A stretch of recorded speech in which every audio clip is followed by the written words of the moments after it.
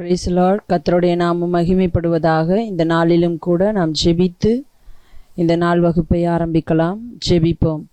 எங்கள் அன்பின் தேவனாகிய கர்த்தாவே, அப்பா, இந்த நாளுக்காக நாங்கள் உமக்கு நன்றி செலுத்துகிறோம்.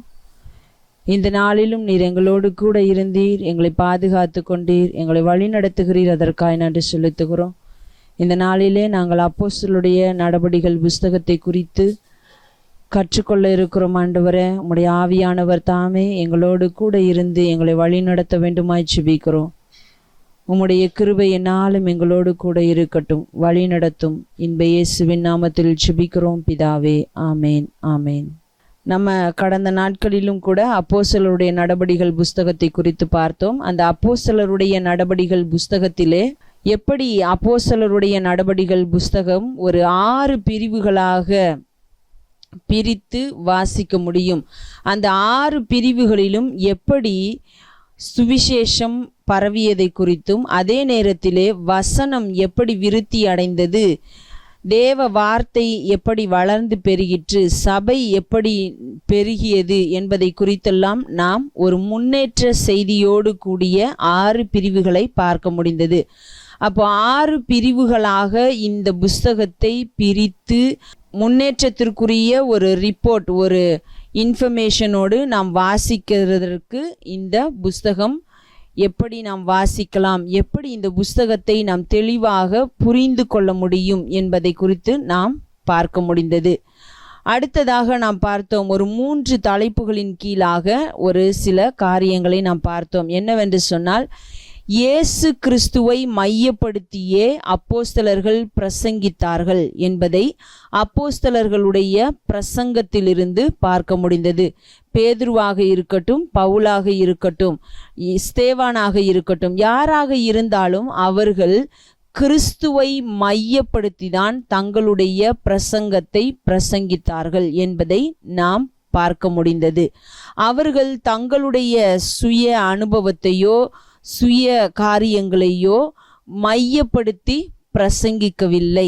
அவர்களுடைய சுய அனுபவங்கள், அவர்களுடைய வாழ்க்கையின் அனுபவங்கள் ஏதோ ஒரு காரியத்திற்காக மாத்திரம் பயன்படுத்தினார்களே ஒழிய, மற்றபடி அவர்கள் எப்பொழுதும் கிறிஸ்துவை மையப்படுத்தியே, அதிலும் விசேஷமாக இயேசுவே இந்த உலகத்திலே மனிதனாக பிறந்து நமக்காக பாடுபட்டு மரித்த நசரேயனாகிய இயேசுவே, அந்த இயேசுவே மேசியா, கிறிஸ்து என்பதை அவர்கள் தெளிவாக எடுத்துரைத்தார்கள். இயேசுதான் கிறிஸ்து என்பதை பிரசங்கித்தார்கள் என்று நாம் அவர்களுடைய பிரசங்கங்களிலிருந்து பார்த்தோம்.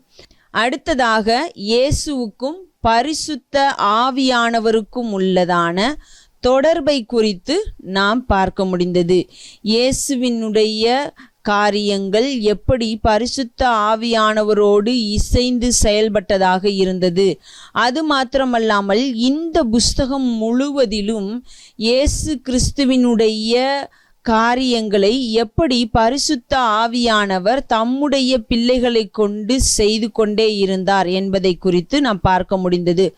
ஒவ்வொரு அதிகாரத்திலுமேயே கூட இயேசு கிறிஸ்துவினுடைய காரியங்களை பரிசுத்த ஆவியானவர் எடுத்து சென்ற விதங்களை குறித்து பார்க்க முடிந்தது. அடுத்ததாக கடைசியாக நாம் பார்த்தோம், ஒரு 5 வகையான மக்கள், அதாவது 5 விதமான காரியங்கள், அதிலே மக்களும் இருந்தார்கள், அதே நேரத்தில் சூழ்நிலைகளும் இருந்தது.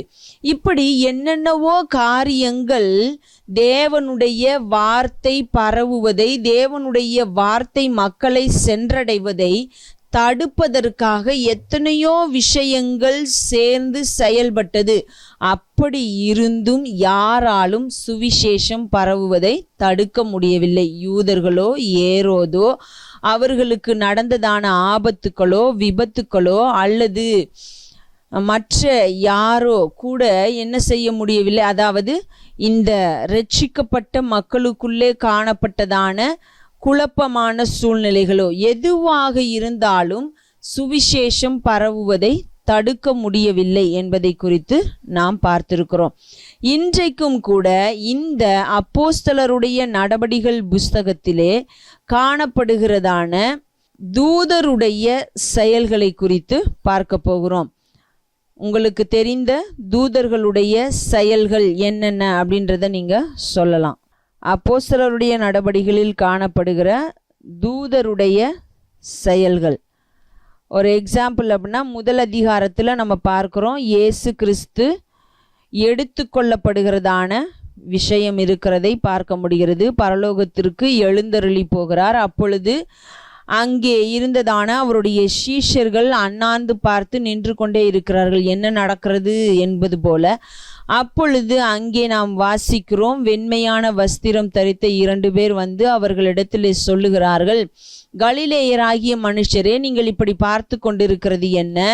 கிறிஸ்து எப்படி எழுந்தருளி போனாரோ அப்படியே மீண்டும் வருவார் என்று சொல்லுகிறதான ஒரு சம்பவம். இதுபோல தூதர்கள் என்னென்ன செயல்கள் செய்தார்கள் என்று இந்த புஸ்தகத்திலே இருக்கிறது என்பதை நீங்கள் சொல்லலாம். தூதர்களுடைய செயல்கள் 1ஆம் அதிகாரத்திலே நாம் பார்க்கிறதான சம்பவம். பேதுரு சிறைச்சாலை இருக்கும்போது தூதர் வருவாங்கல்ல. ஓகே, பேதுரு சிறைச்சாலையிலே இருந்த பொழுது தூதர் வந்து அவரை விடுவிக்கிறதான சம்பவம். வேறு ஞாபகம் இல்லை மேம். இது வந்து நம்ம அப்போஸ்தலர் 12ஆம் அதிகாரத்தில் இந்த சம்பவத்தை வாசிக்கிறோம். யாக்கோபு, அதாவது யோவானுடைய சகோதரன் யாக்கோபு, அவர் கொலை செய்யப்படுகிறார். பேதுரு சிறையிலே வைக்கப்படுகிறார். இப்போ பேதுருவையும் என்ன செய்ய நினைக்கிறார்கள் அப்படின்னு சொன்னால், அவரையும் கொலை செய்யலாம் என்று தான் நினைத்து அவரை காவலிலே வைத்திருக்கிறார்கள். அப்பொழுது நம்ம வாசிக்க முடிகிறது, அப்போஸ்தலர் 12ஆம் அதிகாரம் 6ஆம் வசனம் 7ஆம் வசனம். ஏரோது அவனை வெளியே கொண்டு வரும்படி குறித்திருந்த நாளுக்கு முந்தின நாள் ராத்திரியிலே பேதுரு 2 சங்கிலிகளினாலே கட்டப்பட்டு 2 சேவகர் நடுவே நித்திரை பண்ணி கொண்டிருந்தான். காவற்காரரும் கதவுக்கு முன்னிருந்து சிறைச்சாலையை காத்து கொண்டிருந்தார்கள். அப்பொழுது கர்த்தருடைய தூதன் அங்கே வந்து நின்றான். அறையிலே வெளிச்சம் பிரகாசித்தது. அவன் பேதுருவை விலாவிலே தட்டி, சீக்கிரமாய் எழுந்திரு என்று அவனை எழுப்பினான். உடனே சங்கிலிகள் அவன் கைகளிலிருந்து விழுந்தது. அப்போ இங்கே கர்த்தருடைய தூதன் பேதுருவை விடுவிக்கிறதான ஒரு சம்பவத்தை நம்ம வாசிக்க முடிகிறது. இன்னொரு சம்பவத்தை நம்ம பார்க்க முடியும். இங்கே நம்ம அப்போஸ்தலர்கள் என்று சொல்லி நம்ம வாசிக்கலாம். அப்போஸ்தலருடைய நடபடிகள் 5ஆம் அதிகாரத்திலே நாம் இதை குறித்து வாசிக்க முடிகிறது. 17ஆம் வசனத்திலிருந்து வாசிப்போம். அப்பொழுது பிரதான ஆசாரியனும் அவனுடனே கூட இருந்த சதுசேய சமயத்தார் அனைவரும் எழும்பி பொறாமையினால் நிறைந்து அப்போஸ்தலர்களை பிடித்து பொதுவான சிறைச்சாலையிலே வைத்தார்கள். கர்த்தருடைய தூதன் ராத்திரியிலே சிறைச்சாலையின் கதவுகளை திறந்து அவர்களை வெளியே கொண்டு வந்து, நீங்கள் போய் தேவாலயத்திலே நின்று இந்த ஜீவ வார்த்தைகள் எல்லாவற்றையும் ஜனங்களுக்கு சொல்லுங்கள் என்றான். அப்போ இங்கே நாம் வாசிக்க முடிகிறது அப்போஸ்தலர்கள். இது 5ஆம் அதிகாரத்திலே நம்ம வாசிக்கிறோம். அப்போஸ்தலர்களை பிடித்து சிறைச்சாலையிலே வைக்கிறார்கள். கர்த்தருடைய தூதன் அவர்களை விடுவிக்கிறார் என்பதை நாம் வாசிக்க முடிகிறது. அடுத்ததாக நாம் பார்க்கும் பொழுது அப்போஸ்தலர் 8ஆம் அதிகாரத்திலே ஒரு சம்பவத்தை நாம் வாசிக்கிறோம். அப்போஸ்தலர் 8:26. பின்பு கர்த்தருடைய தூதன் பிலிப்பை நோக்கி, நீ எழுந்து தெற்கு முகமாய் எருசலேமிலிருந்து காசா பட்டணத்துக்கு போகிற வனாந்தர மார்க்கமாய் போ என்றான். அப்போ இங்கே நாம் வாசிக்கிறோம், கர்த்தருடைய தூதனானவர் பிலிப்புவினிடத்திலே ஒரு இன்ஸ்ட்ரக்ஷன், ஒரு காரியத்தை சொல்லுகிறதை நாம் வாசிக்க முடிகிறது. நீ எங்கே போக வேண்டும் என்பதை குறித்ததான ஒரு செய்தி பிலிப்புவிற்கு கர்த்தருடைய தூதன் மூலமாக சொல்லப்படுகிறதை நாம் வாசிக்கிறோம். அடுத்ததாக 10ஆம் அதிகாரத்திலே ஒரு சம்பவத்தை நாம் வாசிக்க முடிகிறது. 10ஆம் அதிகாரம் 3ஆம் வசனம். பகலில் ஏறக்குறைய 9ஆம் மணி நேரத்திலே தேவனுடைய தூதன் தன்னிடத்தில் வரவும் கொர்நேலியுவே என்று அழைக்கவும் பிரத்யட்சமாய் தரிசனம் கண்டு. இப்போ இங்க கொர்நேலியு என்று சொல்லுகிறதான மனிதன் ஜெபம் பண்ணி கொண்டிருக்கிறான். அப்பொழுது தேவனுடைய தூதன் அவனிடத்தில் வந்து பேசுகிறதான பிரத்யட்சமாய் அவன் தரிசனம் பார்க்கிறான். அப்பொழுது இங்கே தேவனுடைய தூதன் வந்து இந்த கொர்நேலியுவினிடத்திலே ஒரு சம்பவத்தை சொல்லுகிறதை நாம் பார்க்க முடிகிறது. ஒரு காரியத்தை சொல்லுகிறார். நீ என்ன செய்ய வேண்டும் என்று சொல்லுகிறதான ஒரு அறிவிப்பை கொடுக்கிறதை நாம் பார்க்க முடிகிறது.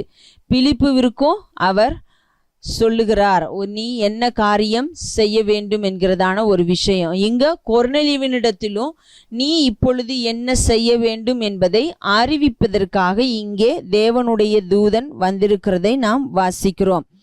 தொடர்ந்து 4ஆம் 5ஆம் வசனத்தை எல்லாம் வாசிக்கும் பொழுது அதை நாம் பார்க்கிறோம். அவனை உற்று பார்த்து பயந்து, ஆண்டவரே என்ன என்றான். அப்பொழுது அவன், உன் ஜெபங்களும் உன் தருமங்களும் தேவனுக்கு நினைப்பூட்டுதலாக அவர் சந்நிதியில் வந்தெட்டி இருக்கிறது.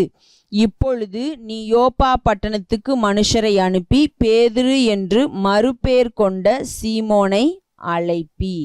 அப்போ நீ என்ன காரியத்தை இப்பொழுது செய்ய வேண்டும் என்பதை குறித்து கொர்நேலியுவிற்கு அறிவிப்பதற்காக தேவனுடைய தூதன் அனுப்பப்பட்டார் என்று நாம் வாசிக்க முடிகிறது. அடுத்ததாக நாம் 12ஆம் அதிகாரத்திலே இன்னொரு சம்பவத்தை குறித்து நாம் வாசிக்கலாம்.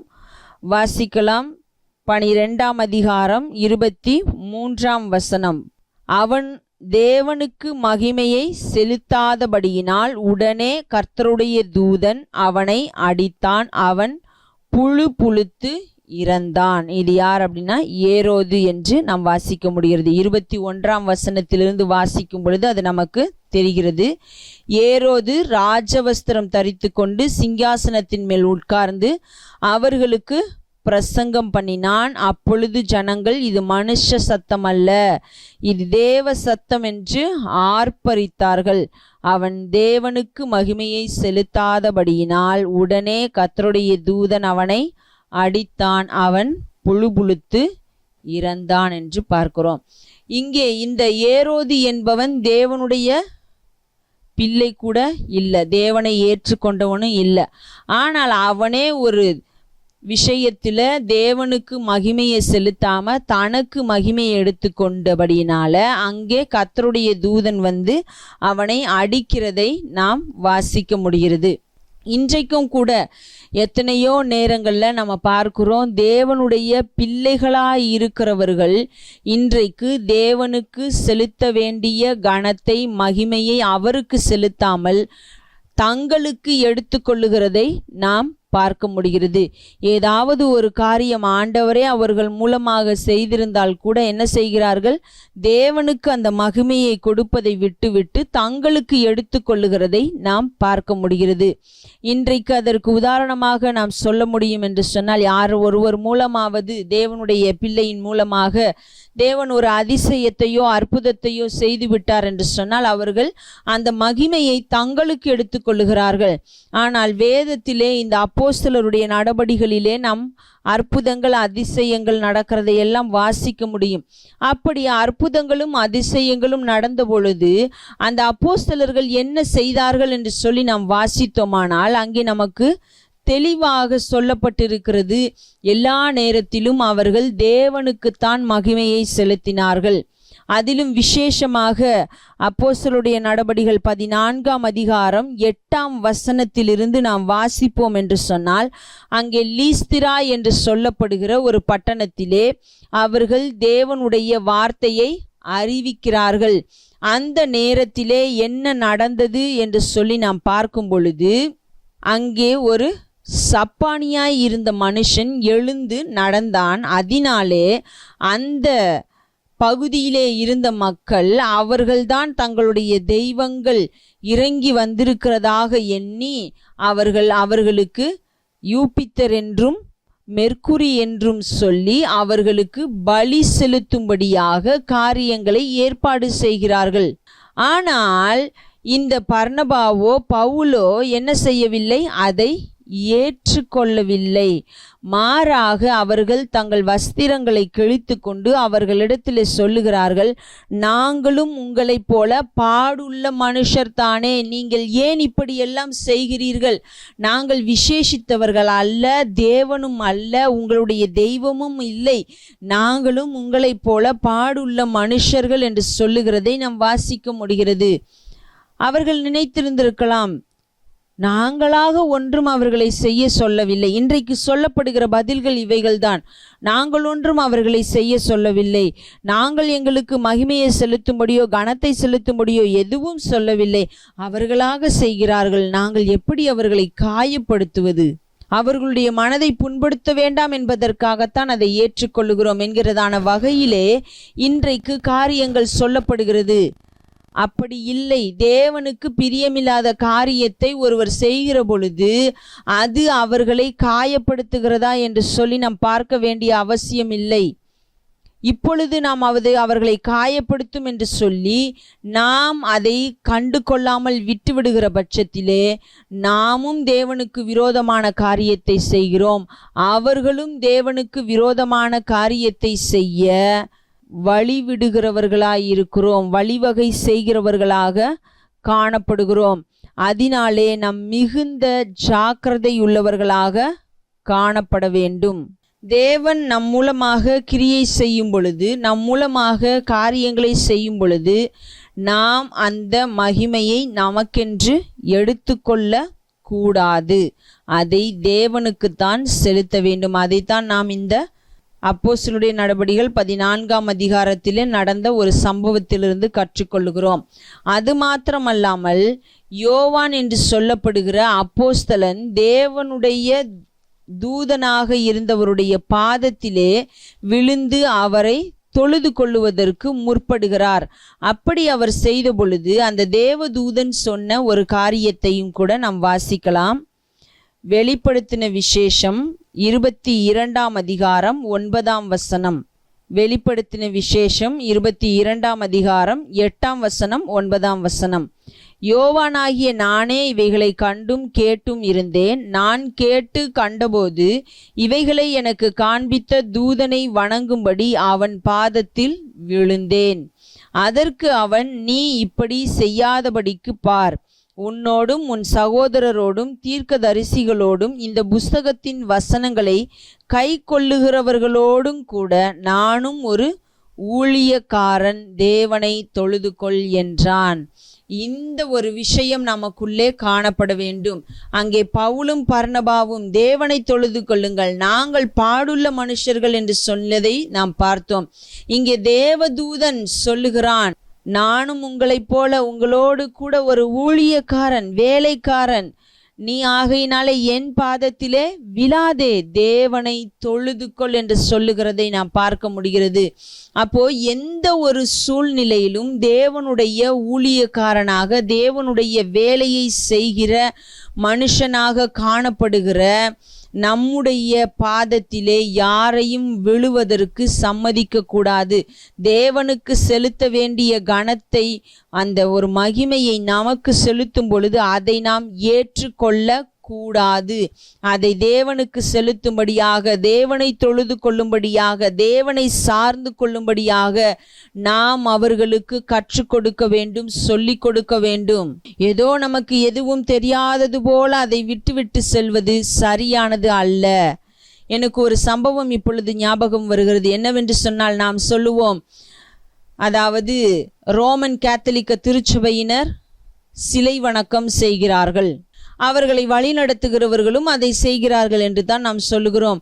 ஆனால் அவர்களை வழிநடத்துகிற, அங்கே ஃபாதராக, ஆயராக, பிஷப்பாக, பிரதர்ஸ்களாக இருக்கிறதானவர்களிடத்திலே பேசும் பொழுது அவர்கள் ஒரு காரியத்தை சொன்னார்கள். என்னவென்று சொன்னால், நாங்கள் சிலைகளை வணங்குவதில்லை. எப்பொழுதாவது இப்படிப்பட்ட நிலையிலே இருக்கிற ஃபாதர், பிரதர்ஸ், பேராயர், ஆயர், இவர்களெல்லாம் யாராவது என்றைக்காவது சிலைகளை வணங்கி நீங்கள் பார்த்திருக்கிறீர்களா என்று சொல்லி ஒரு கேள்வியை என்னிடத்திலே கேட்டார்கள். அப்பொழுது நான் கேட்டேன், நீங்கள் வணங்கவில்லை என்று சொல்லுகிறீர்களானால் அதை வணங்குகிறவர்களை ஏன் தடுக்கவில்லை? பின்ன ஏன் சிலைகளை திருச்சபை என்று சொல்லுகிறதான இடத்திலே வைத்திருக்கிறீர்கள்? தேவனுடைய பிள்ளைகளாகிய நீங்கள் கூடி வருகிற இடத்திலே அந்த சிலைகளுக்கு என்ன வேலை என்று சொல்லி கேட்டபொழுது அவர்கள் சொன்னார்கள், அது ஒரு வரலாற்று சின்னங்களாகத்தான் வைக்கப்பட்டிருக்கிறது, ஒரு ஞாபகார்த்தத்திற்காக தான் அவைகளை வைத்திருக்கிறோம், அவைகளை நாங்கள் வணங்குவது இல்லை, அவைகளை வணங்குங்கள் என்று சொல்லி நாங்கள் போதிப்பதும் இல்லை, அதை அவர்களாகத்தான் வணங்குகிறார்கள் என்று சொல்லி கை கழுவுகிறது போல பேசுகிறார்கள். ஏன் நீங்கள் சொல்லிக் கொடுக்கவில்லை, அதை நீங்கள் செய்யக்கூடாது என்று சொல்லி தடுக்கவில்லை என்று சொன்னால் அதற்கு அவர்களிடத்திலே பதில் இல்லை. நாங்கள் போதிக்கவில்லை, நாங்கள் வணங்க சொல்லவில்லை, இப்படியே தான் சொல்லி கொண்டு இருக்கிறார்கள். அப்போ போதிக்கிற ஒரு இடத்திலே, பிரசங்கிக்கிற ஒரு இடத்திலே, தேவனுடைய வார்த்தையை கற்றுக் கொடுக்கக்கூடிய இடத்திலே இருக்கிற ஒரு மனுஷன் அதை சொல்லிக் கொடுக்கவில்லை என்று சொன்னால் அதற்கு கணக்கு கொடுக்க வேண்டியவர்களும் அவர்கள்தான். அதுபோலத்தான் இன்றைக்கு நாங்கள் உண்மையாக தேவனுடைய ஆவியினாலே வழிநடத்தப்படுகிறவர்கள், தேவனுடைய பிள்ளைகள் என்று சொல்லிக் கொள்ளுகிற நம்மிலும் கூட அநேகர் அப்படிப்பட்ட இடத்தில் தான் இருக்கிறோம். அவர்கள் காயப்பட்டு விடுவார்கள், நாங்கள் அவர்களை இதையெல்லாம் செய்ய சொல்லவில்லை, அவர்களாகத்தான் செய்கிறார்கள் என்று சொல்லி கை கழுவி கொண்டிருக்கிறோம். நம்மீது எந்த ஒரு குற்றமும் இல்லை என்பது போல பேசிக்கொண்டிருக்கிறவர்களாக காணப்படுகிறோம்.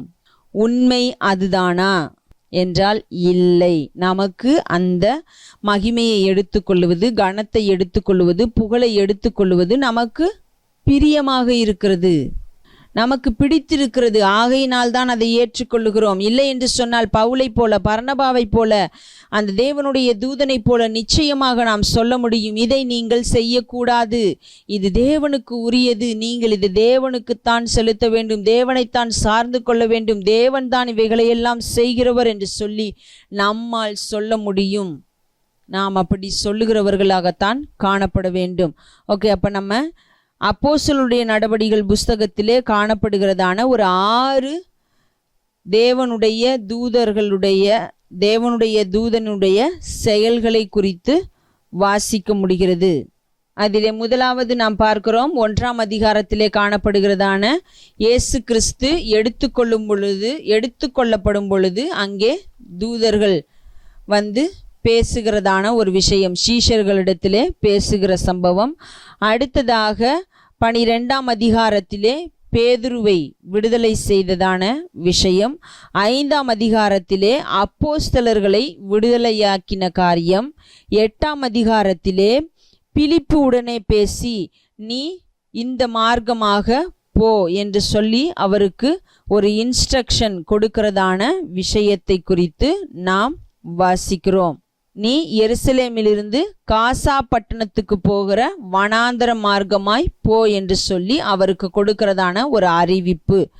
அடுத்ததாக 10ஆம் அதிகாரத்திலும் கொர்நேலியுவுக்கு கொடுக்கிறதான ஒரு அறிவிப்பு. நீ போய் யோப்பா பட்டணத்திலே இருக்கிறதான சீமோன் வீட்டிலே காணப்படுகிற சீமோன் பேதுரு என்று சொல்லப்படுகிற மனுஷனை அழைத்தனுப்பு, அவன் வந்து நீங்கள் என்ன செய்ய வேண்டும் என்பதை உங்களுக்கு சொல்லிக் கொடுப்பான் என்று சொல்லுகிறதான விதத்திலே இருந்ததான சம்பவம். அடுத்ததாக கடைசியாக நாம் பார்க்கிறோம் 12ஆம் அதிகாரம் 23ஆம் வசனத்திலே ஏரோது தேவனுக்கு செலுத்த வேண்டிய மகிமையை தனக்கென்று எடுத்துக்கொண்ட பொழுது தேவனுடைய தூதன் வந்து அவனை அடித்து அவன் புழுபுழுத்து இறந்ததான ஒரு விஷயம். இப்படிப்பட்ட சம்பவங்கள், இப்படிப்பட்ட காரியங்கள் தேவனுடைய தூதனால் நடந்ததாக இந்த அப்போஸ்தலருடைய நடபடிகள் புஸ்தகத்திலே நாம் வாசிக்கிறோம். ஓகே, அடுத்ததாக நம்ம இப்பொழுது பார்க்க போகிற விஷயம் என்ன அப்படின்னு சொன்னால், அப்போஸ்தலர் நடபடிகள் புஸ்தகத்திலே காணப்படுகிறதான அற்புதங்கள். அப்போஸ்தலருடைய நடபடிகள் புஸ்தகத்திலே காணப்படுகிறதான அற்புதங்களை குறித்து நாம் பார்க்கலாம். உங்களுக்கு தெரிந்த அற்புதங்களை நீங்கள் சொல்லலாம். அப்போஸ்தலருடைய நடபடிகள் புஸ்தகத்தில் காணப்படுகிறதான அற்புதம். அப்போஸ்தலர் 3ஆவது அதிகாரத்துல ஒண்ணுல மேம், சப்பானியாய் பிறந்த ஒரு மனுஷன். ஓகே, அப்போஸ்தலர் 3ஆம் அதிகாரத்துல நம்ம பார்க்கிறோம், தாயின் வயிற்றிலிருந்து பிறந்தது முதல் சப்பானியாய் இருந்த ஒரு மனுஷன் எழுந்து நடந்ததான ஒரு சம்பவம். தேவனுடைய நாமத்தினாலே அவன் எழுந்து நடந்தான் என்கிற சம்பவத்தை பார்க்கிறோம். ஓகே, அடுத்த 5ஆம் அதிகாரம் 15ஆம் வசனத்திலே நம்ம வாசிக்கிறோம். பிணியாளிகளை படுக்கைகளின் மேலும் கட்டில்களின் மேலும் கிடத்தி பேதுரு நடந்து போகையில் அவனுடைய நிழலாகிலும் அவர்களில் சிலர் மேல் படும்படிக்கு அவர்களை வெளியே வீதிகளில் கொண்டு வந்து வைத்தார்கள். சுற்று பட்டணங்களிலும் இருந்து திரளான ஜனங்கள் பிணியாளிகளையும் அசுத்தாவிகளால் வாதிக்கப்பட்டவர்களையும் எருசலேமுக்கு கொண்டு வந்தார்கள். அவர்கள் எல்லாரும் குணமாக்கப்பட்டார்கள். அப்போ இங்க ஒரு பெரிய எத்தனை பேருக்கு எந்தெந்த விதத்தில் சுகம் கிடைத்தது, என்னென்ன வியாதியிலிருந்து எத்தனை பேர் பிசாசின் பிடியிலிருந்து சுகமாக்கப்பட்டார்கள், விடுதலையாக்கப்பட்டார்கள் என்று நமக்கு தெரியவில்லை. ஆனால் இங்கே நாம் வாசிக்கிறோம், அநேக திரளான ஜனங்கள் சுற்று பட்டணங்களிலிருந்தும் வந்து சுகத்தை விடுதலையை பெற்றுக்கொண்டார்கள் என்று நாம் வாசிக்க முடிகிறது. அப்போ 5ஆம் அதிகாரம் 15ஆம் வசனத்திலே ஒரு பெரிய திரளான ஜனக்கூட்டம் சுகத்தையும் விடுதலையையும் பெற்றுக்கொண்டதான சம்பவம். அப்போஸ்தலர் 28வது அதிகாரத்துல 28ஆம் அதிகாரம் கையில ஒரு பூச்சி கடிக்கும், அதுல ஒரு தீங்கு அடையாதிருப்பான். ஓகே, 28ஆம் அதிகாரத்துல நம்ம வாசிக்கிறோம், பவுலை ஒரு விரியன் கடித்தது, தீண்டினது என்று சொல்லி நம்ம வாசிக்க முடிகிறது. அப்போ அவர் செத்து போவார் அப்படின்னு சொல்லி நினைக்கிறாங்க. ஆனால் அவர் என்ன பண்ணலை, சாகவில்லை என்று நாம் வாசிக்கிறோம். ஓகே, 28ஆம் அதிகாரம் 3ஆம் வசனம் 4ஆம் வசனம். பவுல் சில விறகுகளை வாரி அந்த நெருப்பின் மேல் போடுகையில் ஒரு விரியன் பாம்பு அனலுரைத்து புறப்பட்டு அவனுடைய கையை கவ்விக்கொண்டது. விஷப்பூச்சி அவன் கையிலே தொங்குகிறதை அந்நியராகிய அந்த தீவார் கண்டபோது, இந்த மனுஷன் கொலைபாதகன், இதற்கு சந்தேகமில்லை, இவன் சமுத்திரத்துக்கு தப்பி வந்தும் பழியானது இவனை பிழைக்க ஒட்டவில்லை என்று தங்களுக்குள்ளே சொல்லிக் கொண்டார்கள். ஓகே, அப்போ விரியன் பாம்பு அவரை கடிச்சும் அவருக்கு எந்த ஒரு சேதமும் நடைபெறவில்லை என்பதை நம்ம பார்க்க முடிகிறது. அதற்கு முந்தின அதிகாரத்தில் ஒரு விஷயம் நடந்ததை நம்ம பார்க்குறோம். என்ன அப்படின்னு சொன்னால், யுராக்கிலிதோன் என்னும் கடுங்காற்று அவர்கள் போன கப்பல் மீது வீசினது, அந்த கடலில் வீசுது. அவர்கள் போன கப்பல் சேதமடைகிறதான சூழ்நிலை. இப்படிப்பட்ட காரியங்கள் எல்லாம் நடந்த பொழுதும் என்ன நடந்தது அப்படின்னு சொன்னால், அவர்கள் பிழைத்து கொண்டார்கள். அவர்கள் யார் ஒருவருக்கும் கூட பிராண சேதம் வரவில்லை, யார் ஒருவரும் அந்த சேதத்தினால இறந்து போகவில்லை என்பதை நம்ம பார்க்கிறோம். அப்போ அது ஒரு அற்புதம் அப்படின்றத நம்ம பார்க்க முடிகிறது. ஓகே, நம்ம தேவனுடைய தூதன் செய்ததான செயல்களை குறித்து பார்த்தோம். அதில் ஒன்றை நான் மறந்துட்டேன். அது அப்போஸ்தலர் 27ஆம் அதிகாரம் 23ஆம் வசனத்தில் நம்ம வாசிக்கிறோம். அப்போஸ்தலர் 27:23ஆம் வசனம் என்ன அப்படின்னு சொன்னால், என்னை ஆட்கொண்டவரும் நான் சேவிக்கிறவருமான தேவனுடைய தூதனானவன் இந்த ராத்திரியிலே என்னிடத்தில் வந்து நின்று, பவுலே பயப்படாதே, நீ ராயனுக்கு முன்பாக நிற்க வேண்டும். இதோ உன்னுடனே கூட யாத்திரை பண்ணுகிற யாவரையும் தேவன் உனக்கு தயவு பண்ணினார் என்றான். அப்போ 7 சம்பவங்கள் தேவனுடைய தூதனால் செய்யப்பட்ட சம்பவங்களாக நம்ம வாசிக்க முடிகிறது. ஓகே, நம்ம இப்போ அற்புதங்களை பார்த்து கொண்டு இருக்கிறோம். 4 அற்புதங்கள் பார்த்துருக்கிறோம். வேறு அற்புதங்கள் உங்களுக்கு ஞாபகம் இருக்கா? 8ஆம் அதிகாரம் 7ஆம் வசனம். அப்போஸ்தலர் 8ஆம் அதிகாரம் 7ஆம் வசனத்தில் அற்புதத்தை குறித்து நாம் வாசிக்கிறோம். அநேகரிலிருந்த அசுத்த ஆவிகள் மிகுந்த சத்தத்தோடே கூப்பிட்டு அவர்களை விட்டு புறப்பட்டது. அநேகம் திமிர்வாதக்காரரும் சப்பானிகளும் குணமாக்கப்பட்டார்கள். அந்த பட்டணத்திலே மிகுந்த சந்தோஷம் உண்டாயிற்று. இங்கேயும் நாம் பார்க்க முடிகிறது, பிலிப்பு என்கிற மனுஷன் சமாரியா பட்டணத்திலே ஊழியம் செய்து கொண்டிருக்கிறார். அப்பொழுது அங்கே பெரிய அற்புதங்கள் அதிசயங்கள் அநேகருக்கு நடந்ததை குறித்து நம்ம வாசிக்க முடிகிறது. அசுத்தாவி புறப்பட்டு போறதையும், அதே நேரத்தில் திமிர்வாதக்காரரும் சப்பானிகளும் குணமாக்கப்பட்டார்கள் என்று சொல்லி நாம் வாசிக்கிறோம். அப்போ இங்கேயும் அநேகர் சுகமாக்கப்பட்ட சம்பவத்தை நம்ம வாசிக்க முடிகிறது. அடுத்ததாக 6வது அற்புதமாக நாம் பார்க்கிறது என்ன அப்படின்னு சொன்னா, 8 வருஷமாய் கட்டிலின் மேல் திமிர்வாதம் உள்ளவனாய் கிடந்த ஐனேயா என்னும் பேருள்ள ஒரு மனுஷன் சுகமாக்கப்பட்டான். அதை நம்ம 9ஆம் அதிகாரம் 33ஆம் வசனத்திலே வாசிக்கிறோம். 9ஆம் அதிகாரம் 33ஆம் வசனத்திலே வாசிக்கிறோம். அங்கே பேதுருவின் மூலமாக என்ன சொல்லப்படுகிறது என்றால், ஐனேயாவே, இயேசு கிறிஸ்து உன்னை குணமாக்குகிறார், நீ எழுந்து உன் படுக்கையை நீயே போட்டுக்கொள் என்றான். உடனே அவன் எழுந்திருந்தான் என்று வாசிக்க முடிகிறது. அடுத்ததாகவும் பேதுரு மூலமாகவே நடந்ததான இன்னொரு அற்புதம் என்ன அப்படின்னு சொல்லி நம்ம வாசிக்கலாம். 9ஆம் அதிகாரம் 36ஆம் வசனத்திலிருந்து வாசிப்போம். யோப்பா பட்டணத்தில் கிரேக்கு பாஷையிலே தொர்க்காள் என்னும் அர்த்தம் கொள்ளும் தபித்தாள் என்னும் பேருடைய ஒரு சீஷி இருந்தாள். அவள் நற்கிரியைகளையும் தருமங்களையும் மிகுதியாய் செய்து கொண்டு வந்தாள். அந்நாட்களில் அவள் வியாதிப்பட்டு மரணமடைந்தாள். அவளை குளிப்பாட்டி மேல் வீட்டிலே கிடத்தி வைத்தார்கள். யோப்பா பட்டணம் லித்தா ஊருக்கு சமீபமானபடியினாலே பேதுரு அவ்விடத்தில் இருக்கிறான் என்று சீஷர்கள் கேள்விப்பட்டு தாமதம் இல்லாமல் தங்களிடத்தில் வரவேண்டும் என்று சொல்லும்படி 2 மனுஷரை அவனிடத்திற்கு அனுப்பினார்கள். பேதுரு எழுந்து அவர்களுடனே கூட போனான். அவன் போய் சேர்ந்த பொழுது அவர்கள் அவனை மேல் வீட்டுக்கு அழைத்து கொண்டு போனார்கள். அப்பொழுது விதவைகள் எல்லாரும் அழுது தொர்க்காள் தங்களுடனே கூட இருக்கையில் செய்திருந்த அங்கிகளையும் வஸ்திரங்களையும் காண்பித்து அவனை சூழ்ந்து நின்றார்கள். பேதுரு எல்லாரையும் வெளியே போகச் செய்து முழங்கார்படியிட்டு ஜெபம் பண்ணி பிரேதத்தின் புறமாய் திரும்பி, தபித்தாளே, எழுந்திரு என்றான். அப்பொழுது அவள் தன் கண்களை திறந்து பேதுருவை பார்த்து உட்கார்ந்தாள். இங்கே தபித்தாள் என்று சொல்லப்படுகிறதான ஒரு ஷீஷி தேவனுடைய பிள்ளையை உயிரோடு எழுப்புகிறதான விஷயத்தை நாம் வாசிக்க முடிகிறது. அடுத்ததாக நாம் பார்க்கும் பொழுது 12ஆம் அதிகாரத்திலே நம்ம வாசிக்கிறோம், பேதுருவை விடுதலை செய்ததான காரியம், பேதுருவை விடுதலை செய்ததான விஷயம். இதுவும் ஒரு அற்புதம்தான்.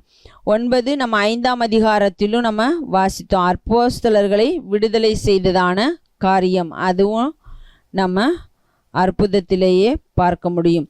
அடுத்ததாக நாம் பார்க்கும் பொழுது அப்போஸ்தலருடைய நடபடிகள் 14ஆம் அதிகாரத்தில் நம்ம ஏற்கனவே பார்த்தோம். ஒரு சப்பானியா இருந்த மனுஷன், இவனும் தாயின் வயிற்றிலிருந்து பிறந்தது முதல் சப்பானியாய் இருந்த மனுஷன்தான். இவனையும் தேவனுடைய நாமத்தினாலே சுகமாக்கினார்கள் என்று நாம் வாசிக்க முடிகிறது. அடுத்ததாக நாம் பார்க்கும் பொழுது 16ஆம் அதிகாரத்திலே ஒரு அற்புதம் நடைபெற்றதை நாம் வாசிக்கிறோம். 16ஆம் அதிகாரம் 16ஆம் வசனத்திலிருந்து நாம் வாசிக்கும் பொழுது என்ன நடந்தது அப்படின்னு சொன்னால், அங்கே ஒரு குறி சொல்லுகிற ஆவியை உடைய ஒரு பெண் இருக்கிறாள். அவள் இந்த பவுலையும் அவரோடு கூட இருந்தவர்களையும் குறித்து குறி சொல்லுகிறாள். ஆகையினாலே அந்த காரியங்களை அவர்கள் ஏற்றுக்கொள்ளவில்லை. மாறாக அங்கே பவுல் அவளை கடிந்து கொள்கிறான். அவளுக்குள்ளே இருந்த ஆவியை கடிந்து கொள்ளும் பொழுது அவள் அந்த ஆவியின் பிடியிலிருந்து விடுதலையாக்கப்பட்டாள் என்பதை நாம் வாசிக்க முடிகிறது. இப்போ பிசாசின் பிடியிலிருந்து ஒருவள் விடுதலையானாள் என்று சொல்லுகிறதான சம்பவத்தை நாம் வாசிக்கிறோம். இன்றைக்கும் கூட நம்ம பார்க்கும் பொழுது இப்படிப்பட்ட விஷயங்கள் நடக்கும் என்று சொன்னால் நாம் அதை என்னவென்று சொல்லுவோம் அப்படின்னு நம்ம பார்த்தோமானால், பிசாசே சாட்சி கொடுக்குறான் அப்படின்னு சொல்லி நம்ம அவர்களை நம்மோடு கூடவே கூட வைத்திருக்க சான்சஸாக இருக்கலாம். ஆனால் பிசாசினிடத்திலிருந்து வருகிற மகிமையையோ அந்த ஒரு விஷயத்தையோ கூட அவர்கள் ஏற்றுக்கொள்ளவில்லை. நாம் மிகுந்த கவனம் உள்ளவர்களாய் செயல்பட வேண்டும். பிசாசே எங்களை பார்த்து தேவனுடைய ஊழியக்காரர் என்று சொல்லுகிறது என்று சொல்லி பெருமிதப்பட்டு கொள்ள வேண்டிய அவசியம் இல்லை என்பதை கூட நாம் புரிந்து கொள்ள வேண்டும். இன்றைக்கு கூட அநேக நேரங்களிலே புறஜாதியார்களாய் இருக்கிற, அதாவது பணத்திலே ஒரு இந்த உலக பிரகாரமான ஆசீர்வாதங்களிலே, பொருட்களிலே ஒரு பெரிய அந்தஸ்திலே உள்ள ஒரு மனிதராக காணப்படுவார் என்று சொன்னால், அவர் நாம் கூடி வருகிறதான இடத்திற்கு அவர்கள் கடந்து வரும் பொழுது நாம் என்ன நினைக்கிறோம் என்று சொன்னால், அவர்கள் ஐயோ இவ்வளவு பெரியவரே வந்து விட்டால், தேவனே இறங்கி வந்து விட்டார், தேவன் இங்க பாருங்கள் வந்து நம்முடைய மத்தியிலே பேசுகிறார் என்பது போல அவர்களுக்கு கனத்தை கொடுத்து, அவர்கள் அந்த நேரத்திலே நடக்கிறதான நம்முடைய கூடுகையிலே நாம் செய்கிறதான பாடல் ஆராதனையோ அல்லது செய்தியோ அல்லது வேறு எந்த விஷயமாக இருந்தாலும் அதை கூட ஒதுக்கி வைத்துவிட்டு அவர்களுக்கு மரியாதையும் அவர்களுக்கு கனம் மகிமை எல்லாவற்றையும் கொடுத்து அவர்களை பேச வைக்கிற இப்படிப்பட்ட செயல்களை எல்லாம் கூட செய்கிறதை நாம் இன்றைக்கு பார்க்கிறோம். அது எல்லாம் ஒரு சரியான விஷயம் கிடையாது.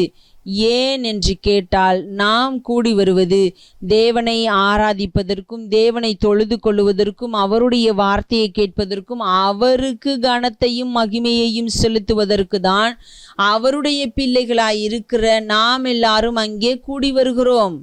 யாரோ ஒருவருடைய பேச்சை கேட்டு, யாரோ ஒருவர் தேவனுடைய வார்த்தையை கூட அறிந்திராதவர்கள் ஏதோ ஒரு காரியத்தை சொல்லுகிறதை கேட்டு அவர்களுக்கு கனத்தையும் மகிமையையும் கொடுப்பதற்கோ அல்லது அவர்களை புகழ்கிறதற்கோ நாம் அங்கே கூடி வருகிறது இல்லை. அல்லது அவர்கள் அந்த இடத்திலே கடந்து வருகிறதும் ஒரு பெரிய அற்புதமாக நினைக்க வேண்டிய அவசியமும் இல்லை. அவர்கள் அந்த இடத்திலிருந்து கடந்து போன உடனே அவர்களுடைய வேலையை பார்த்து கொண்டு அவர்கள் எதை செய்கிறார்களோ அதை செய்து கொண்டு போய்கொண்டே இருக்கிறதை நாம் பார்க்கிறோம். ஆகையினாலே இப்படிப்பட்ட விஷயங்களில் எல்லாம் மிகுந்த ஜாக்கிரதையோடும் கவனத்தோடும் இருக்க வேண்டும். ஓகே, அடுத்ததாக நாம் பார்க்கும் பொழுது நாம் ஒரு விஷயத்தை வாசிக்கிறோம். ஐத்திகு என்று சொல்லப்படுகிற ஒரு மனுஷன் மேல் மாடியிலிருந்து கீழே விழுந்து விடுகிறான். அப்பொழுது அவனை போய் தூக்கி எடுத்து உயிரோடு எழுப்புகிறதான ஒரு சம்பவத்தை நாம் அப்போஸ்தலர் 20ஆம் அதிகாரத்தில் வாசிக்கிறோம். 20ஆம் அதிகாரம் 7ஆம் வசனத்திலிருந்து நாம் பார்க்கலாம். வாரத்தின் முதல் நாளிலே அப்பம் பிற்கும்படி சீஷர்கள் கூடி வந்திருக்கையில் பவுல் மறுநாளிலே புறப்பட வேண்டுமென்றிருந்து அவர்களுடனே சம்பாஷித்து நடுராத்திரி மட்டும் பிரசங்கித்தான். அவர்கள் கூடியிருந்த மேல் வீட்டிலே அநேக விளக்குகள் வைத்திருந்தது. அப்பொழுது ஐத்திகு என்னும் பேர் கொண்ட ஒரு வாலிபன் ஜன்னலில் உட்கார்ந்திருந்து பவுல் நெடுநேரம் பிரசங்கம் பண்ணி கொண்டிருக்கையில் மிகுந்த தூக்கமடைந்து நித்திரை மயக்கத்தினால் சாய்ந்து 3ஆம் மெத்தையிலிருந்து கீழே விழுந்து மரித்தவனாய் எடுக்கப்பட்டான். உடனே பவுல் இறங்கி போய் அவன் மேல் விழுந்து அவனை அணைத்து கொண்டு, கலங்காதிருங்கள், இவன் உயிர் இவனுக்குள் இருக்கிறது என்றான். பின்பு ஏறிப்போய் அப்பம் பிட்டு விடியற்காலமளவும் வெகுநேரம் பேசிக் கொண்டிருந்து பின்பு புறப்பட்டான். அந்த வாலிபனை அவர்கள் உயிருள்ளவனாக கூட்டிக் கொண்டு வந்து மிகுந்த ஆறுதல் அடைந்தார்கள். இங்கே நாம் ஒரு அற்புதத்தை வாசிக்கிறோம். இங்கே நாம் பார்க்க முடிகிறது என்னவென்று சொன்னால், அடுத்த நாளில் பவுல் புறப்பட வேண்டும் என்று சொல்லுகிற ஒரு காரியம் இருந்ததினாலே அவர் இந்த நேரம் வரைக்கும் பிரசங்கிக்கிறார். நடுராத்திரி மட்டும் பிரசங்கிக்கிறதை நாம் பார்க்க முடிகிறது. இன்றைக்கு ஒருவேளை அப்படி தேவனுடைய வார்த்தையை பிரசங்கிக்கிற, தேவனுடைய வார்த்தையை சொல்லுகிற ஒருவர் வந்து தேவனுடைய வார்த்தையை சொல்லுவார் என்று சொன்னால் நம்மால் அப்படி கேட்டுக்கொண்டு இருக்க முடியுமா என்கிற கேள்வி எழும்புகிறது. இன்றைக்கு நாம் பார்க்கிறோம், அநேக இடங்களிலே முழு இரவு ஜபமாக இருந்தது இப்பொழுது நடு இரவு ஜபமாக மாறி இருக்கிறது. ஏனென்று சொன்னால் விடியற்காலம் வரைக்கும் ஜெபிக்காமல் நடுராத்திரியிலேயே அதை முடித்து விடுகிறார்கள், அல்லது அது இரவு ஜபம் என்று சொல்லி மாத்திரம் சொல்லிக் கொள்ளுகிறதை எல்லாம் நாம் பார்க்கிறோம். ஆனால் முன்பு காலங்களிலே நாம் பார்க்கும் பொழுது முழு இரவும் ஜெபித்தார்கள். முழு இரவிலும் ஒரு நாள் கூடி தேவனுடைய பிள்ளைகள் தேவனுடைய வார்த்தையை கேட்டார்கள், ஜெபித்தார்கள், தேவனை மகிமைப்படுத்தினார்கள், தொழுது கொண்டார்கள் என்றெல்லாம் நாம் பார்க்க முடிகிறது. அப்போ இப்படிப்பட்ட காரியங்கள் எல்லாம் இன்றைக்கு குறைந்து கொண்டே போகிறதையும் நம்மால் பார்க்க முடிகிறது. அதிலும் விசேஷமாக இன்றைக்கு 12 மணி நேரம், 24 மணி நேரம், 6 மணி நேரம், 9 மணி நேரம் என்றெல்லாம் சொல்லி பாடல் ஆராதனை நடைபெறுகிறது. துதி ஸ்தோத்திரம் என்று சொல்லி நடக்கிறது. ஆராதனை ஆராதனை இத்தனை மணி நேரம் என்று சொல்லி நடத்துகிறதை நாம் பார்க்கிறோம். ஏதோ அங்கே வேண்டும் என்று சொல்லுகிறதான நேரங்களிலே மக்களை ஊக்கப்படுத்துவதற்கோ அல்லது உற்சாகப்படுத்துவதற்கோ அல்லது அவர்கள் சோர்வடைந்தவர்களைப் போல காணப்படும் பொழுது தேவனுடைய வார்த்தையை சொல்லி அவர்களை கொஞ்சம் தட்டி விடுவதற்கோ அல்லது இப்படி இருக்கிறது, நீங்கள் எப்படி ஆராதிக்கிறீர்கள் என்று சொல்லி அவர்களை கேள்வி கேட்பதற்காகவோ வசனங்களை பயன்படுத்தி கொள்ளுகிறோமே ஒழிய, ஆனால் பிரசங்கிப்பதும் போதிப்பதும் இன்றைக்கு குறைந்து போய்கொண்டே இருக்கிறதை நம்மால் பார்க்க முடிகிறது. 12 மணி நேரம் போதனை, 24 மணி நேரம் போதனை என்றெல்லாம் சொல்லி எங்கேயும் நடப்பது இல்லை. ஆனால் இங்கே நாம் வேதத்திலே வாசிக்கும் பொழுது பார்க்கும் பொழுது அநேக இடங்களிலே நாம் பார்க்கிறோம், அவர்கள் தேவனுடைய வார்த்தையை குறித்து பேசிக்கொண்டே இருந்தார்கள், பிரசங்கித்தார்கள், சம்பாஷித்தார்கள், உரையாடினார்கள். வேத வாக்கியங்கள் இப்படி இருக்கிறதா என்று சொல்லி ஆராய்ந்து பார்த்தார்கள் என்றெல்லாம் நாம் ஒவ்வொரு இடத்திலும் ஒவ்வொரு தேவனுடைய பிள்ளைகள் விசுவாசிகளாக இருந்தாலும் சரி, தேவனுடைய ஊழியத்தை செய்கிற ஊழியக்காரர்களாக இருந்தாலும் சரி, யாரானாலும் அவர்கள் தேவனுடைய வார்த்தைக்கு மிகுந்த முக்கியத்துவம் கொடுத்து காரியங்களை செய்ததை நாம் பார்க்க முடிகிறது. அதுக்காக பாடலே பாடவே வேண்டாமா? இல்லை, பாடலாம். சங்கீதங்களினாலும் கீர்த்தனைகளினாலும் என்று சொல்லி நம் வேதத்திலேயும் வாசிக்கிறோம். ஆனால் அதற்கு அதிகமான நேரம் கொடுக்க வேண்டிய அவசியம் இல்லை என்பதுதான். ஏன் என்று சொல்லி நாம் பார்க்கும் பொழுது, வேத வாக்கியங்களிலே நாம் வாசிக்கும் பொழுது, வேத வாக்கியங்களை நாம் கற்றுக்கொள்ளும் பொழுது, அது போதிக்கப்படும் பொழுதுதான் நாம் தேவனுக்குள்ளாக ஸ்திரமாக திடமாக வளர முடியும். அது மாத்திரமல்ல, பாடல்களை பாடுவதற்கும் இயற்றுவதற்கும் கூட தேவனுடைய வார்த்தைகள் தான் நம்மை சரியான வழியிலே பாடல்களை இயற்றுவதற்கு உதவி செய்யக்கூடியதாயிருக்கிறது. இன்றைக்கு நாம் பாடல்களை கூட நாம் பார்க்கும் பொழுது அநேக நேரங்களில் அது ஏதோ ஒரு விதத்திலே நம்மை குஷிப்படுத்துகிறதாக அல்லது உசுப்பேத்துகிறதாக அல்லது நம்மை திருப்திப்படுத்துகிறதான விதத்திலே இருக்கிற பாடல்களாக இருக்கிறதே ஒழிய தேவனை மகிமைப்படுத்துகிறதாக இருக்கிறதா என்று சொன்னால் கேள்விக்குறியாகத்தான் இருக்கிறது. அதையெல்லாம் நாம் மிகுந்த கவனத்தோடு உற்று நோக்கி பார்க்க வேண்டும். பாடல்கள் கூட சரியான விதத்திலே இயற்றப்பட்டு பாடப்படுகிறதாக இருக்க வேண்டுமானால் அதற்கும் நாம் வேத வசனங்களை வாசிக்கிறவர்களாக, பிரசங்கிக்கிறவர்களாக, தியானிக்கிறவர்களாக, போதிக்கிறவர்களாக இருக்க வேண்டும். அப்பொழுதுதான் பாடல்கள் கூட சரியான விதத்திலே இயற்றப்பட முடியும், சரியான உபதேசம் உடையதாக இருக்கும். இல்லை என்று சொன்னால் பாடல்களுக்கும் நம்முடைய உபதேசத்திற்கும் வேத வசனத்திலே காணப்படுகிறதான காரியங்களுக்கும் சம்பந்தம் இராமல் போய்விடும். சில நேரங்களிலே என்ன செய்கிறார்கள் என்று சொன்னால், வேதத்திலே இருக்கிற எங்கேயோ காணப்படுகிற ஏதோ ஒரு வார்த்தையை மாத்திரம் எடுத்துக்கொண்டு நாங்களும் வேதத்திலிருந்து தான் பாட்டு எழுதுகிறோம், இயற்றுகிறோம் என்று சொல்லிவிட்டு அவர்களுடைய இஷ்டம் போல உபதேசத்திற்கு மாறாக தேவனுடைய வார்த்தைக்கு எதிராக எழுதுகிறதான பாடல்களையும் நாம் இன்றைக்கு பார்க்க முடிகிறது. ஆகையினாலே மிகுந்த கவனம் உடையவர்களாய் இருக்க வேண்டும். வேத வசனங்களை ஆராய வேண்டும், தியானிக்க வேண்டும், வாசிக்க வேண்டும், போதிக்க வேண்டும், பிரசங்கிக்க வேண்டும். இன்றைக்கு அநேக சபை என்று சொல்லப்படுகிறதான இடத்திலே நாம் சபையாக கூடி வருகிறதான பொழுது பிரசங்கிக்கிறோம், நல்லது. ஆனால் போதனைகள் குறைந்து கொண்டே போகிறது. பிரசங்கங்கள் எப்படியோ அரை மணி நேரமோ 1 மணி நேரமோ ஏதோ ஒரு விதத்திலே நடைபெற்று விடுகிறது. ஆனால் போதிப்பது என்பது குறைந்து கொண்டே போகிறதையும் பார்க்க முடிகிறது. இன்னொரு விஷயங்களை பார்க்கிறோம். என்னவென்று சொன்னால், சரியான விதத்திலே பிரசங்கிக்காவிட்டாலும் ஒருவரை ஒருவர் உற்சாகப்படுத்துவதற்காக நீங்கள் சூப்பராக செய்தீர்கள் என்று சொல்லுகிறதான காரியங்கள் இருக்கிறதை பார்க்க முடிகிறது. அது மாத்திரமல்லாமல் நீங்கள் எப்படி பிரசங்கிக்க வேண்டும், நீங்கள் இந்த வசனத்தை தியானித்த விதம் சரியானதுதானா இல்லையா என்பதை கூட சொல்லிக் கொடுப்பதற்கும் போதிப்பதற்கும் ஆட்கள் இல்லை. இன்னொரு விஷயம் அதிலே சொல்லிக் கொள்ளுகிறார்கள். என்ன என்று சொல்லி நாம் பார்க்கும் பொழுது, அதுதான் தேவன் அவர்களுக்கு வெளிப்படுத்திய விதம் என்று சொல்லிக் கொள்ளுகிறதை பார்க்கிறோம். தேவன் அவர்களுக்கு அதை அப்படித்தான் வெளிப்படுத்துகிறார் என்று சொன்னால் அதிலே கண்டிப்பாக சரியான ஒரு கோர்வை இருக்கும். அது கண்டிப்பாக அந்த வார்த்தையோடு வசனத்தோடு பொருந்தி போகிறதாக இருக்கும். அப்படி இல்லாத பட்சத்திலே நாம் தியானித்த விதமும் தேவனுடைய பாதத்திலே அமராததும் தேவனிடத்திலிருந்து வார்த்தையை பெற்றுக்கொள்ளாததும் தான் காரணமே ஒழிய தேவன் நமக்கு அப்படித்தான் வெளிப்படுத்தினார் என்று சொல்லுவது சரியானதாக இருக்காது. நாம் தேவனுடைய பாதத்திலே அமர்ந்து அவரை நோக்கி பார்த்து அவரை சார்ந்து அவரிடத்திலிருந்து உதவியை பெற்றுக்கொண்டு நாம் பிரசங்கிக்கும் பொழுது போதிக்கும் பொழுது நிச்சயமாக அது சரியானதாக இருக்கும். ஆகையினாலே பிரசங்கிப்பதிலும் போதிப்பதிலும் பாடல்களை பாடுவதிலும் தேவனை சார்ந்து கொள்ளுவதிலும் நாம் மிகுந்த கவனமுடையவர்களாக இருப்போம். அவரை அண்டிக் கொள்ளுவோம். நாம் இன்றைக்கு பார்த்தோம் தேவனுடைய தூதர்களின் செயல்கள் இந்த அப்போஸ்தலருடைய நடபடிகளிலே 7 இடங்களிலே சொல்லப்பட்டிருக்கிறது. அது மாத்திரமல்லாமல் தேவனுடைய பிள்ளைகள் அவருடைய ஊழியத்தை செய்த பொழுது செய்ததான அற்புதங்கள் என்னென்ன என்பதை குறித்து நம்ம பார்த்தோம்.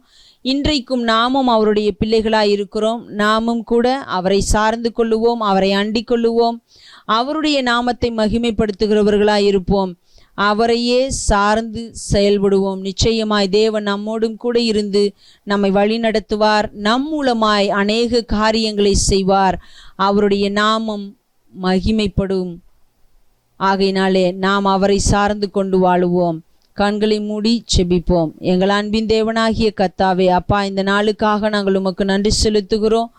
தொடர்ந்து எங்களோடு கூட இருங்க, எங்களை வழி நடத்துங்க. நாங்கள் உமக்காய் வாழ, உம்மையே சார்ந்து கொள்ள, அப்பா, நீர் எங்கள் மூலமாய் சில காரியங்களை செய்யும் பொழுது அதற்கு வருகிறதான கனத்தையும் மகிமையும் நாங்கள் எடுத்துக்கொண்டு நாங்கள் ஏதோ பெரிய ஆட்கள் என்று நினைத்து மார்த்தட்டி கொண்டு செல்லாமல் உம்முடைய நாமத்தை மகிமைப்படுத்தவும், அப்பா, எங்களுக்கு மகிமையும் கனத்தையும் செலுத்த வேண்டும் என்று நினைக்கிறதான மக்களிடத்திலும் கூட நீங்கள் எங்களுக்கு மகிமையை செலுத்த வேண்டிய அவசியம் இல்லை. மகிமைக்குரியவர், கனத்திற்குரியவர், துதிக்கு பாத்திரர் நீர் ஒருவர்தான் என்பதை அவர்களுக்கு கற்றுக் கொடுக்கவும், அதை தைரியமாய் சொல்லவும் நீர் எங்களுக்கு உதவி செய்ய வேண்டுமாய் செபிக்கிறோம். ஆண்டவரே, அப்பா, நாங்கள் பிரசங்கிக்கும் பொழுதும் போதிக்கும் பொழுதும் பாடல்களை பாடும் பொழுதும் எப்பொழுதும் அது உமக்கு பிரியமானதாய் இருக்க, உம்முடைய நாமத்தை மகிமைப்படுத்துகிறதாய் இருக்கிறதா என்பதை சோதித்து பார்ப்பதிலே நாங்கள் கவனமுடையவர்களாய் இருக்க நீர் எங்களுக்கு கிருபை செய்யுங்க ஆண்டவரே.